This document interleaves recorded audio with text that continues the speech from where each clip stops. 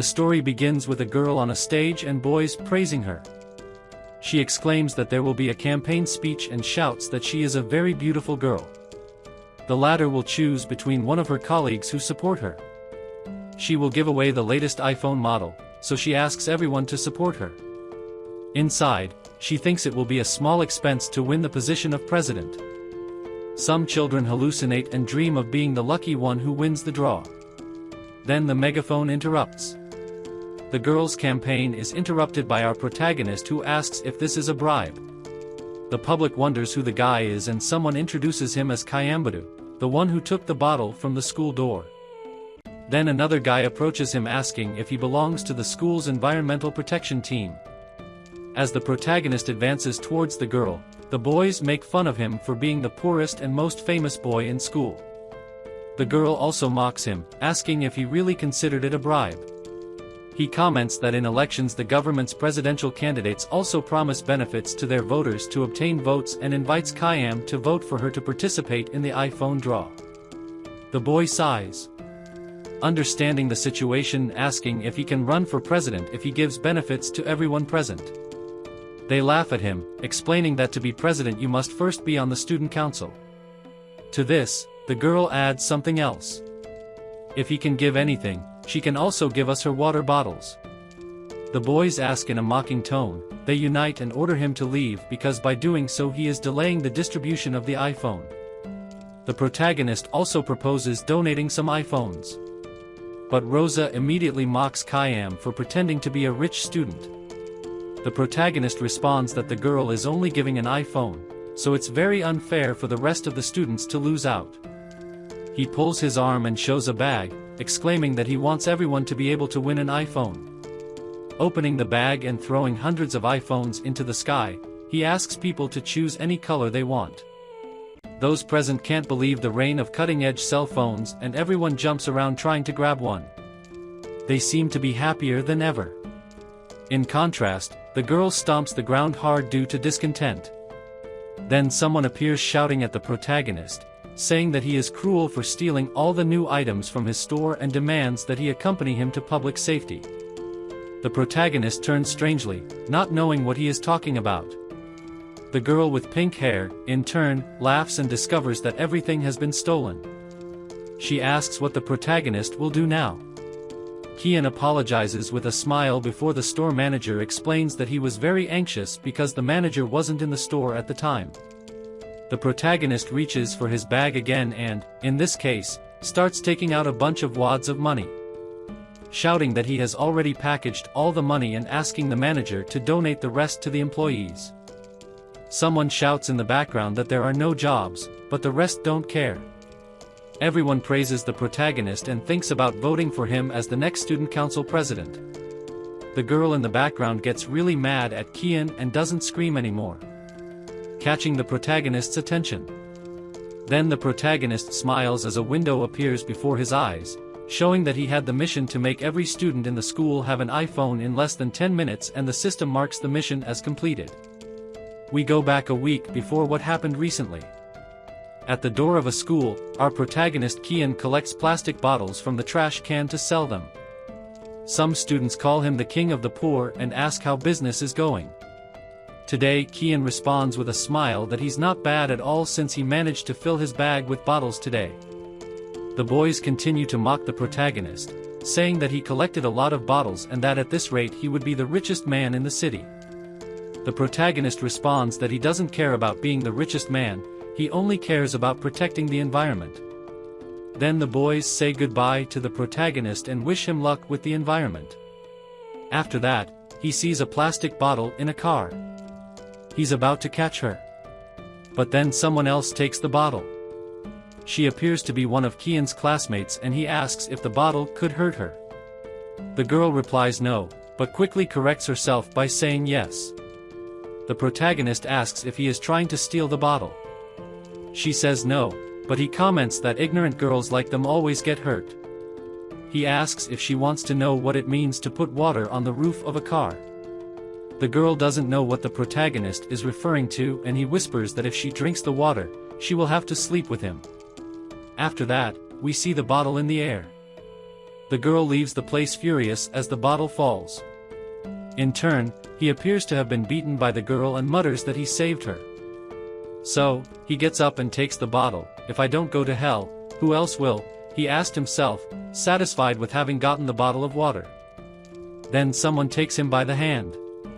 It's an old man who calls him by name. The protagonist is surprised and asks if they know each other. The old man replies yes. Do you know how many bottles I had to spend to get you and only girls, he said. Explaining his plan to get to the protagonist, bending down to pick up the bottle, the protagonist asks who he is and why he is looking for him. The man puts his hand on Kian's shoulder and reveals that he is his grandfather.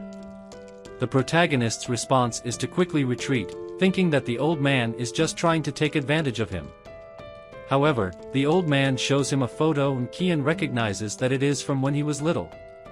The old man confirms with tears in his eyes and reveals that the protagonist is his son's bastard son. The protagonist thinks it's a joke and that the old man is just making fun of him, but the old man jumps up to hug him. He deduces that the protagonist was going through bad times in recent years, but his grandfather will no longer allow him to be exploited, so he will give him his inheritance to be the richest man in the world. After this sentence, the protagonist's eyes shine. Still stunned, he pushes the old man, thinking he must be talking nonsense. Kian comments that he is only interested in water bottles and doesn't want to act in the old man's film. The man reveals that there is a condition for him to inherit his fortune. Kian thinks the man is already senile. Without warning, the old man confesses that the condition is to die once. After that, he is taken by a thief. Another takes the protagonist from behind. The masked man asks the protagonists to cooperate because he just wants his grandfather's money. While they put the old man in the car, the protagonist shouts that he is not related to that guy and is not his grandfather, but the thief tells him to leave. Kian proposes something: if you want me to collaborate, let me at least get the bag. The thief doesn't understand the proposal and looks at the bag confused. The protagonist yells at him not to touch her because it contains her living expenses for the next few months. The thief deduces that if he is the grandson of the richest man in the world, the bag must be full of gold and jewels, but now the money belongs to him. The protagonist cannot allow this and jumps on the thief, trying to get your bag. However, something goes wrong. The protagonist does not understand the situation while the masked man recovers. It looks like the protagonist has been pierced. He can't take it anymore and falls onto his back, revealing that inside the bag there were only plastic bottles. The old man cries for the loss. His companion exclaims that he is crazy, but the masked man tries to explain that it was just an accident. However, this is not the time for that and he asks you to quickly get in the car. The thief runs up to the vehicle thinking that the protagonist must be crazy to call these bottles treasure. Kian loses consciousness as the thieves leave. Just before the protagonist leaves for the other neighborhood, a message appears before his eyes. The identity of the host has been determined to be Kian Budu, a 20-year-old man. The protagonist closes his eyes and the system is activated. The story continues with the protagonist appearing in a strange place. A window tells him that it is the security system. Super interested, the protagonist shouts asking who is talking to him. The system responds by congratulating you on completing the first mission, dying for money. Afterwards, he asks Kian if he sees the numbers in front of him. The protagonist responds that the number is too big. The system responds that these numbers are your balance and the system is equivalent to your personal bank. Impressed by the numbers, the protagonist remains completely silent and tries to count how many numbers there are.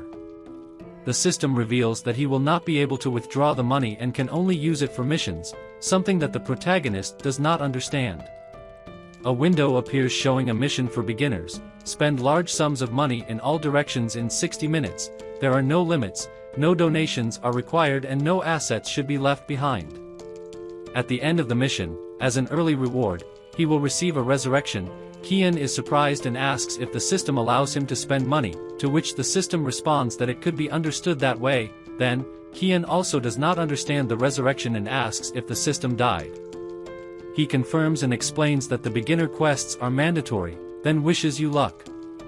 He tries to stop the system, exclaiming that he still has many questions. but he realizes he's back in the middle of the street. He asks where the kidnappers and the old man are. Then he sees his usual bag, opens it and thinks he must forget everything that happened to continue collecting bottles, but he can't believe what he sees. Inside it is full of bundles of bills. Kian thinks it's incredible and it must have been magical. Later, at school, he sets up shop in the cafeteria where all the students take a break for breakfast. Kian stands in front of an ATM and thinks the sound of ATM sounds cool as he continues to put money into the account. The stomach growls with hunger and the protagonist smiles thinking about all the possibilities he now has. He thinks to himself that he should get something delicious to eat now that he can afford it. Later, the protagonist explains in detail how he wants the food to be prepared. He doesn't mind that it costs extra and the seller accepts the proposal. Making the protagonist happy, in some moments, she gives him an appetizing menu exactly as Kian wanted. The protagonist prepares to eat the delicious dish, starting with the pasta, which looks really good. But something stops the protagonist. Kian notices a strong pain in his heart. A window indicates that time is up and that the protagonist has failed in his mission. Followed by this, Kian dies, falling into the delicious dish he intended to eat. Those present wonder what their colleague is doing with one hand on his chest. Kian returns to the system room, which explains that the mission time has expired. He tries to explain that the protagonist's current life is being maintained by the system, which accesses his body's functions. If the mission fails, the system fails.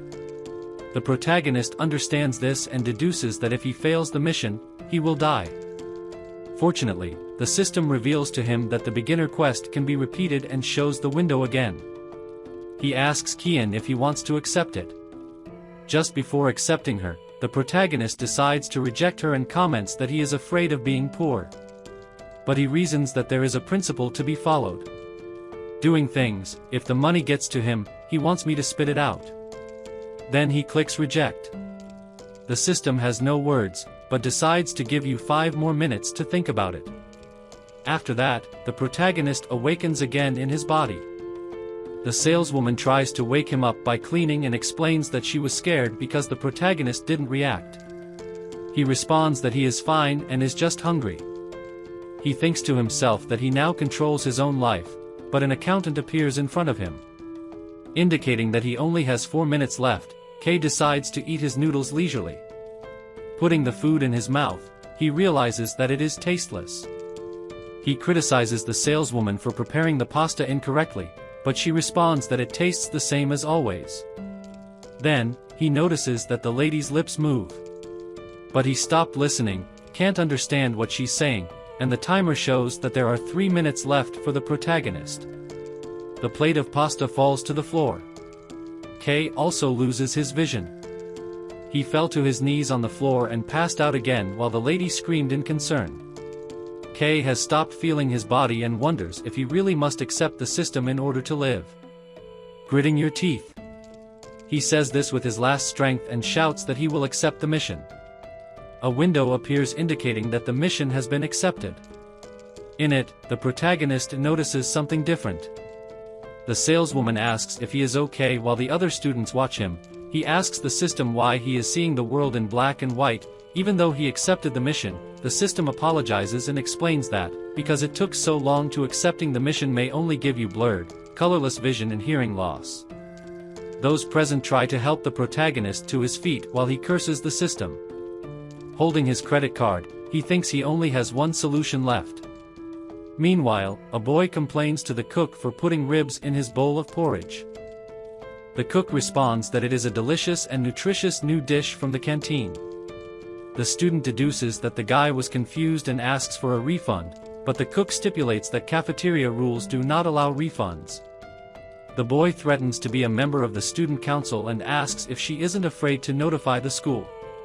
But the cook calls the boy stupid and reveals that he is Ding Huang's half-brother.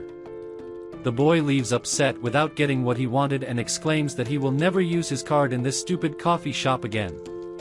When our protagonist asks to pay with a card, the boy from before tries to warn him about the poor quality of the cafe and advises him not to pay with a card. So, Kei decides to pay with cash and asks to be charged 100,000. Everyone present is stunned by the large amount of money that the protagonist brought to the school. The boy thinks that Kei must have a headache, so he tries to stop him because the cafeteria is very bad. The cook also responds that what is bad is the boy's taste. Then, the protagonist feels pain in his body again and wonders what is happening because he spent all the money he could. Then, the system explains that the requirement to leave no personal assets outstanding at the end of the protagonist's mission has not been completed. He remembers that he deposited a lot of money into his bank account and curses the system again, dropping his card. The cook tries to return the card to the protagonist, saying that he has already loaded 100,000 in his name. But Kana asks him to empty it, something the worker doesn't understand. Kana shouts to spend the entire contents of his card as quickly as possible. The cook thinks that the protagonist is acting strangely and deduces that he must be trying something against him. So he responds that it's a formal school cafeteria and they can't charge him with anything on the card without him consuming something. He comments that they can only charge what he asks for and the boss is furious because he still doesn't have much time. He kicks the table hard and shouts that, from today onwards, he will invite all his companions to eat until the 100,000 he spent runs out. This excites many students, who will be able to eat for free for some time. Kana grabs the chubby man and exclaims that he will pay in advance, then demands that they buy more fish and meat of the best quality.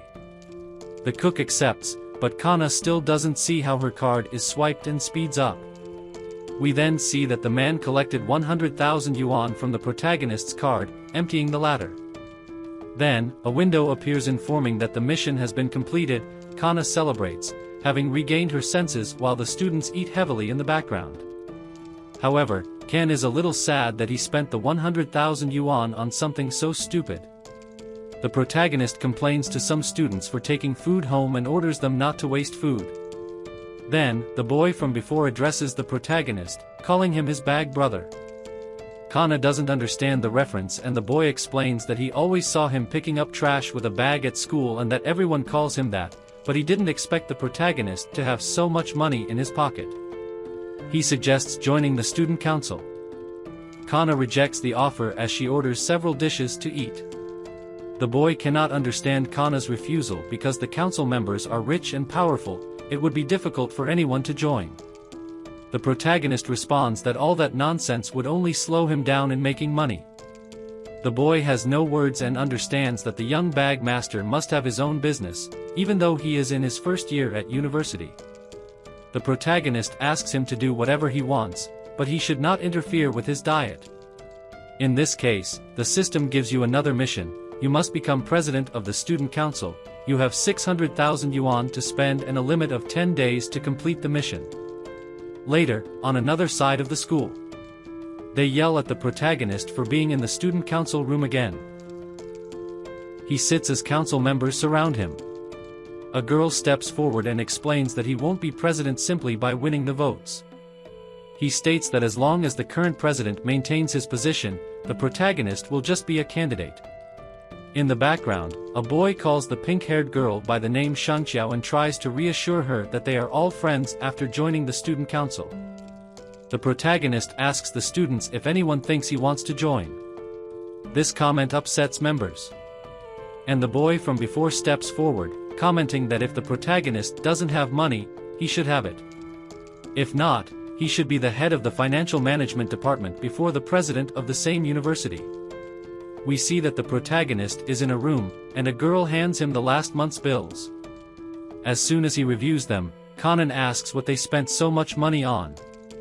The girl tries to explain that they spent the money to ensure the safety of their colleagues.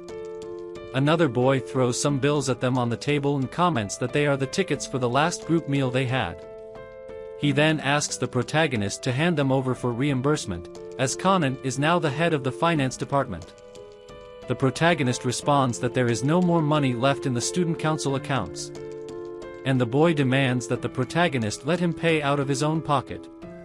Later, Kanan squeezes a bundle of bills and tells them to go out to get the money from the sponsorship. Irritated by the small amount of money he received, the guys try to explain that the stores are small and don't pay much for sponsorships, while the other colleague mutters that Kanan is the master of money anyway, so he shouldn't care too much about the difference.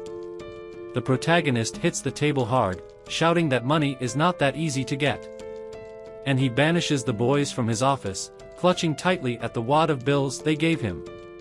He remembers that the hapless Lu Ngao was the one who put him in the position of head of finance so they could take advantage of him. Viewing the system, he remembers that he only has 3 more days to complete his mission, but he is very busy with the finance department. Then an idea crosses the protagonist's head. If they treat him like a meal ticket, he will treat them the same way, thought the protagonist, showing a macabre smile on his face. We transported to the Hotel Cantamos, a place for rich people. The hotel assistant tries to give a luxury car to park. But someone calls him and asks for help. It's Kanan, who doesn't know where to park his bike. The hotel attendant can't believe that the boy came to the rich region on a bike. As Kanan tries to enter, the assistant tries to stop him, because this is a high-class hotel and he needs to dress formally to enter. The protagonist asks what kind of clothes he needs, and the assistant responds that at least he should wear a tie. Kanan smiles and shows a rope that he wears around his neck like a tie, and passes by. The assistant justifies that the guy is mentally ill. The protagonist's quote remains. He is surprised by how luxurious the hotel looks inside. And a saleswoman explains to him that the back door for collecting trash is on the other side. Then Kanan remembers that it's different now. He shouts at the girl who came to make a reservation, but she responds that she doesn't offer any advanced recycling services. This bothers the protagonist, who asks them to call the hotel manager. The girl understands and comments that, excluding meals, the minimum is 2,000 yuan. Kanan laughs, exclaiming that this is very cheap. The protagonist exclaims that he wants to reserve the entire place for one night, wants the best dishes to be served and asks the price. The saleswoman, surprised, calculates the minimum of 200,000 yuan. Picking up his bag, Kanan thinks it's still a little cheap. He takes out many bundles of bills and the girl cannot believe that the young man had so much money with him. Kanan asks to reserve the place and needs the saleswoman to prepare something for him. Later, we see huge pyramids of cups. Hundreds of luxurious dishes of food. The teachers are amazed by the luxurious banquet and think that today's students are much better than the same teachers. President Lu also attended the banquet. And Xian asks Lu if he will really make that boy president. The boy compliments Xian for looking beautiful tonight and comments that he didn't have to spend a penny, thanks to the protagonist. The girl, in turn, wonders what kind of drugs the protagonist will sell to be able to pay for it. The saleswoman from before runs by and bumps into Lu, who complains loudly. The worker apologizes for being distracted, watching President Lu. The sign says that it is a ceremony to hand over the position of president of the university. The dean gets upset because he doesn't intend to give his position to anyone and asks who made the sign. Then Kana appears taking his arm and exclaims that he was the one who asked for the poster to be made. The president frees himself from the protagonist's hands and says that, as he did a good job as head of the financial department, he will put him back in that position. The protagonist also thinks he did his job well, but deduces that they only put him in that position to take advantage of his money. Kana asks if maybe he's not satisfied with what he spent on the retirement ceremony. The president smiles and comments that Kana is still too young to think she can buy the position of president with that. He raises his voice and shouts that this banquet was in the name of the university president, so the university president himself will be the one to pay for the 200,000 yuan banquet. The protagonist reaches out to Lu and proposes that, if he is willing to pay, he can keep the position of president. The president is upset by this and asks Kana if he is trying to defy him. Kana responds that he was the one who challenged him first. The president thinks he's fine with what he's going to pay. As he can pay, Xian tries to stop him saying it's 200,000 yuan, but Lu replies that he will call later. He won't die because of this, he said, trying to calm his companion. The protagonist begins to applaud and declares that the president is very brave, although inside he thinks he should increase the price more. Kana yells at those present to eat whatever they want, no matter how expensive it is. the children shout that they want lobster. But a chubby guy comments that they are not that expensive and explains that crocodile meat is more expensive and exotic. Kana agrees with the boy and orders a tray for each table. He asks the protagonist not to go so far, and Kana asks if it hurt him to spend so much. Lu starts laughing after listening to the leader and orders 2 trays to be brought to each table. Before long, students enjoy exotic delicacies they have never tried before. Xian warns that the sum of everything must have been 300,000 yuan. Lu mocks the protagonist and reveals that everything must cost 300,000 yuan. If he can't afford it, he should call him president and let him try some of the food. Although the protagonist smiles, inside he thinks that to get this amount he would have to sell all the plastic bottles in the world. Even so, he orders them to bring more luxuries for those present. He orders the champagne and older wines to be brought. Lu, in turn, cannot believe it. Meanwhile, the store salesman celebrates that the total should rise to 800,000 yuan in a short time. We see that waiters fill pools with the most expensive wine Kana has. Meanwhile, he apologizes to his past for collecting bottles to waste. Then the background money, Lu explains that he must spend money to buy happiness. The protagonist smiles and exclaims that he just spent some money to drink something that's too insignificant to be considered happiness. There, he orders a bottle of the most expensive drink for each participant. The saleswoman freaks out when she sees that the total is already 1.3 million yuan, but her partner thinks something doesn't seem right. Then the cook brings an emperor crab from the depths that appeared to be a sea monster and must know that the exquisite. Xian puts his hands on his head and mutters that the guys went crazy over this. The other saleswoman approaches the guys. The protagonist apologizes to both of them for bothering them, but must report how much they spent. Not moment reveals that the total has now risen to 2 million and the 2 boys are in shock. The saleswoman tries to clarify that she doesn't distrust the young teachers, but the number is overwhelming, so she wants to confirm if they can afford it. The 2 boys think at the same time that the price accidentally went too high. But Lu steps forward and reassures the seller, confirming that he will pay. He asks them to wait a moment so he can call someone to bring the money, and the worker accepts. Lu passes by the protagonist and mocks him, asking if perhaps he can't afford it, but Kanan responds that he also called to have the money brought to him. Later, we see that Kanan is hiding behind a curtain as he asks the system what he should do. The system says it's your problem, but Kanan questions it, saying it wouldn't hurt to take a few 100,000 out of the super system balance. If you are interested, the system can only spend money on missions, so it explains that if you want more money, you must pre-order another mission. Kanan accepts and requests to pre-order another mission. Meanwhile, Lu calls someone named Shay to ask for 2 million.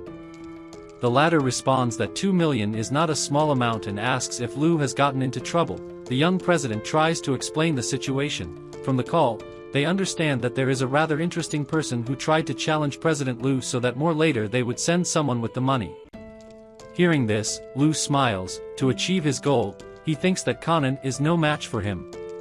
But the protagonist spends 2 million yuan on this money on the spot and asks the workers to contain it. President Lu is completely slack-jawed. Kanan mocks him, saying that they will continue with the new president ceremony since Lu didn't have the money for it. The latter thinks it's all over. He can't believe that the boy could get these absurd amounts of money so quickly. Then a loud noise begins to be heard in the place and those present wonder if it is an earthquake. Everyone runs outside and sees a helicopter landing. A girl dressed in black and with pink hair. Lu recognizes her as Professor Lee's secretary and is happy to see her, greeting her as Miss Van. The girl shouts that the fake is over and introduces herself as Xiaoyi's secretary. Those present are surprised, thinking that it refers to the legendary Xiaoyi. Then Kanan steps forward and exclaims that he will be president of the university anyway. Miss Van mentions that Mr. Xiaoyi is surprised that the boy treats the money as if it were dung. So they accept that she is temporarily the student council president. The girl reveals that since the hotel was bought by Mr. Lee, they won't have to pay for the food. Lu can't believe it, but the girl says he can be the vice president and help Kanan because of his reaction. the boy asks if he wants to oppose Mr. Lee's orders. But the boy backs down and confirms that he will accept his new position. A window appears in front of Cannon, confirming that the mission has been completed. Although it was thanks to that guy Xiaoyi, he still got his 2 million back, so it's not that bad. Manu continues with a bald man shouting that a student club promoted in his store. The guy appears to be the owner of an arcade, and Cannon tries to reassure him that there's no need to be like that, because it's just a proposal. After that, he asks the guy one last question, if he can have his bottle. The latter throws the bottle at him and asks him to leave. The protagonist thinks it wasn't in vain. Even if he didn't get the sponsorship, at least he got another bottle of water from the fund. Cannon hears two boys talking and they can't believe that even the famous Laowa lost to him. With curiosity, Cannon approaches and asks about the topic of the conversation. One of them explains that the well-known player Oba was defeated by a child. Cannon also knows him. He is a player who cannot be considered a legend, but he is an old dog known for playing for many years. The other boy mentions that he knew that boy in the beginning. Laowa always won, but after playing for a while, the boy started killing him on the arcade floor. The player is not convinced and asks to play another game. The kid thinks everything is fine, but asks if he still has more money to bet. Cannon responds that just one game wouldn't be fun, and the other guy reveals that he's betting 10,000 yen per game, which piques Cannon's interest. On the other hand, the blonde gets up furious, exclaiming that the boy tricked him as he lunges to hit him. He believes that the boy started playing badly to deceive him and steal his money. So, one hand to hit the blonde is that of the protagonist, who tries to calm the situation. Cannon steps forward and decides to challenge her, but the blonde warns him to be careful. The boy calls the protagonist and asks if he wants a comment as a joke, which bothers the protagonist. He still feels young, chooses a machine and sets out to play. The child starts touching the controls. This is the first time he plays this game. So start by observing the meaning of each control. Without warning, Cannon finishes with a powerful knee. The protagonist is already celebrating having won victory. Although the child thinks he is a scoundrel. Those present also criticize the protagonist for not letting the child adapt to the controls. Cannon shouts that this is an electronic sport and that you have to be competitive. Then the boy proposes to continue. Cannon quickly accepts the invitation because he can't turn down free money. After a few victories, Cannon thinks the boy is getting better and better and is having a hard time beating him. It is then that the protagonist invites Laowa to continue playing with him while he goes to the bathroom.